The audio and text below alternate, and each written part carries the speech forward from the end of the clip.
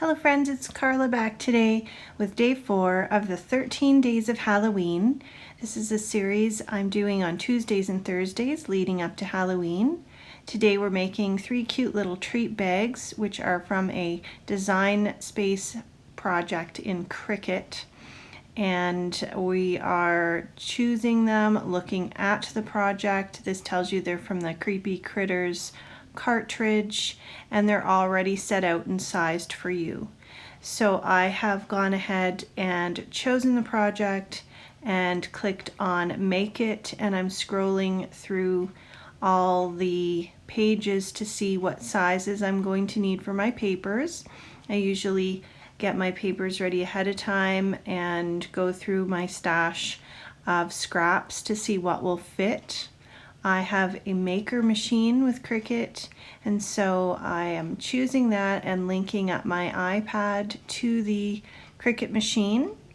I'm setting my material to light cardstock, and this really does walk you through easily all the steps. It tells me I need just my regular blade, and I've chosen that, and it kind of leads through when it's cutting, when it's detecting the tool. You really can't make a mistake. So that just kind of goes through what it's going to look like on your Design Space screen. And here's what it looks like when we go ahead and cut it. So we put our mat in, we're going to insert it, then we hit the flashing C button, which will start the cutting process. And I've just have some scraps here. You can see I had a couple different greens, and so I layered them on the mat and moved the die cut images around so that they fit on each piece. Now I'm using the Cricut spatula to remove the die cut papers off my mat, and I really love the spatula and the weeding tools.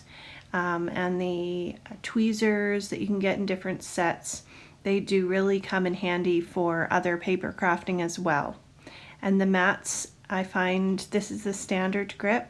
They are really, really good. I think they've done something to change the mats over the last couple years, and these mats seem to last for a long time.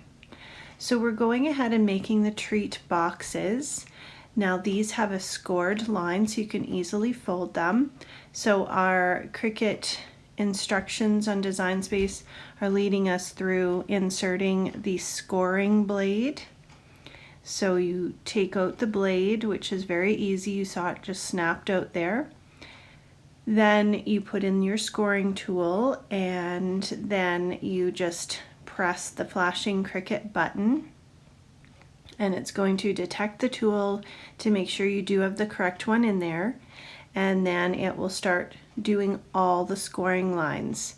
So it'll do all of those first, and you can see those lines right there. It makes it so easy to fold these treat bags, and it's quite quick. Now this is sped up, but it still is very quick.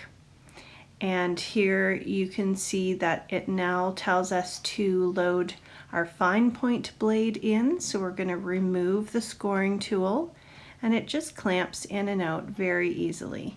And we're going to put in our fine point blade. We didn't have to remove our mat.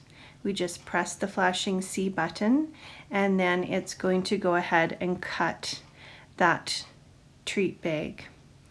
So now I'm just pulling off the extra paper from the sheet, and then I'm going to remove the treat bag. You can see those nice score lines, and we're going to easily be able to fold that to make our treat bags very quickly. These would be lovely for some class treat bags if you have to create quite a few. They are very quick. Now we've got our cute little Frankenstein face, and while the other treat bags were cutting, I decided to add some distress ink around the edges just to give it a little bit of shading around that edge and give him a little bit of a grungier look, because he is for Halloween. We still want him to be cute, but I really like the the shaded look when you add ink around the edges. It just seems to bring it to life and give it a little more depth. Now we have cut all the treat boxes. We're going ahead and cutting our last black piece, which is the spider and the back of the Frankenstein head. And if you're ever confused about which layers go with which, you can go back to your canvas, which you can see up at the top on the right, and you can click on that. You can ungroup your images and you can pull them apart to see what the layers are. And here I'm just kind of going ahead and figuring out which layers go with which so I can start gluing them down and making sure I've got all the pieces here together and I'm clear about what goes where. I'm going to use some orange distress ink to go around the edge of this pumpkin. It was kind of a light orangey yellow and just pattern paper that was in my scraps, and I really liked the pattern on this, and I really enjoy die cutting patterns. I think that they look good and they just as well give a little more interest to the project.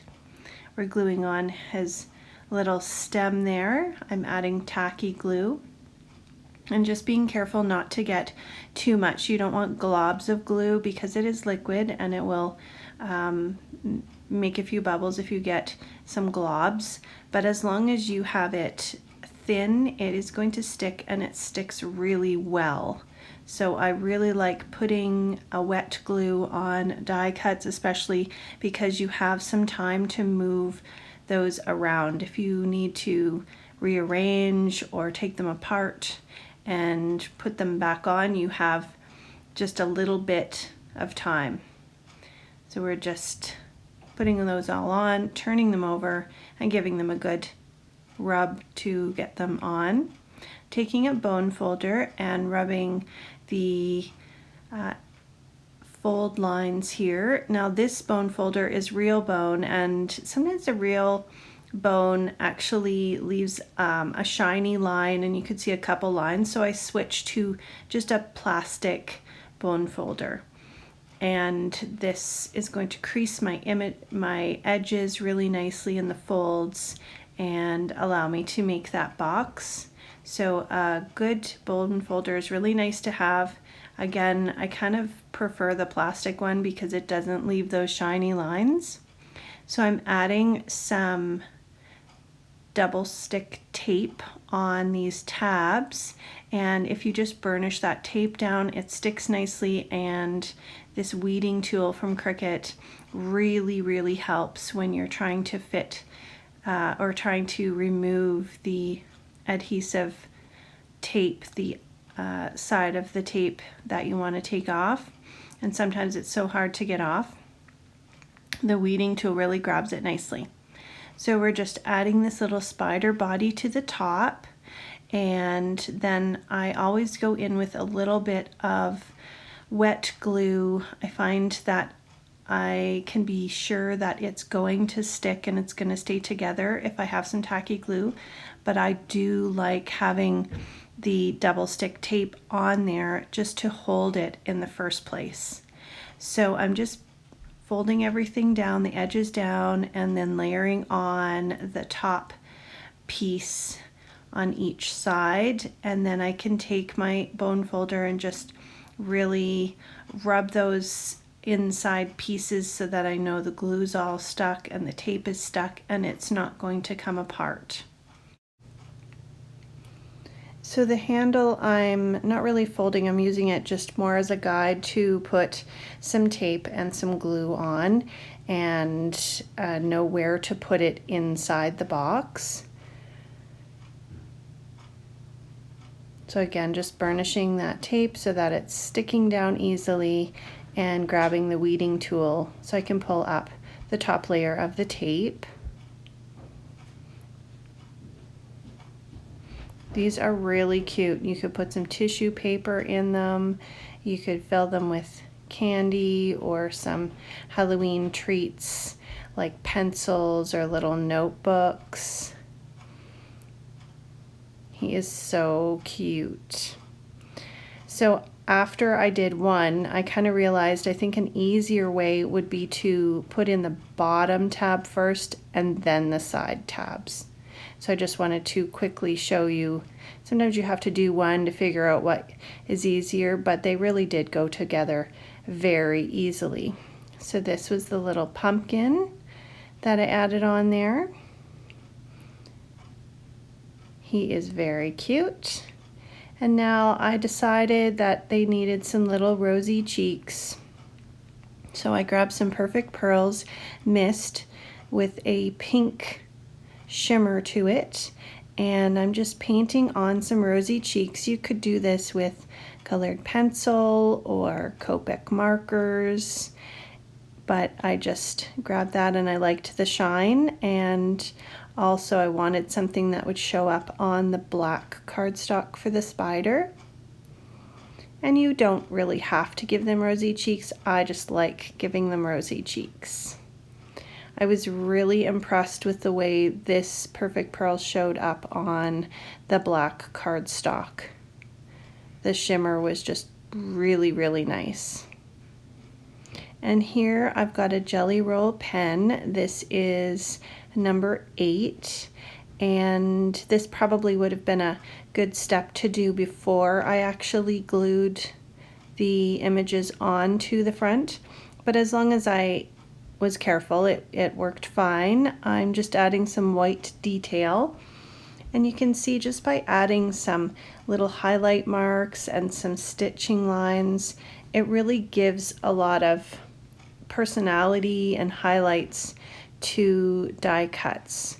So it's not something that your eye automatically goes to and realizes that they're there, but when they are there, it certainly does make a difference.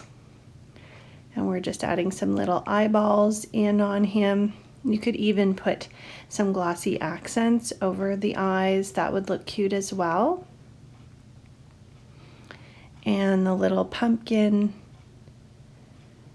just adding in those little marks.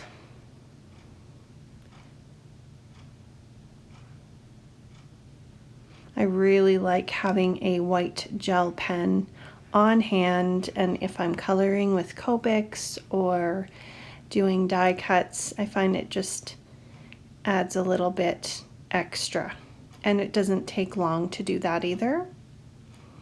The black cardstock in the back is a textured cardstock that I cut the little treat bag out. So I had to just be careful to go over it a couple times so that the pen did go on properly. So there's a look at that.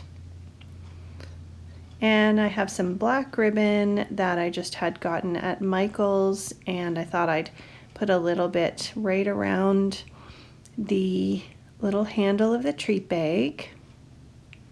These really did go together nice and quick and were so cute. I'm very pleased with these. Thanks so much for stopping by for the 13 days of Halloween. I will be back on Tuesday. Be sure to hit the notification bell so that you don't miss any videos. I'd love for you to like and subscribe, and I hope you have a really awesome day. Bye-bye.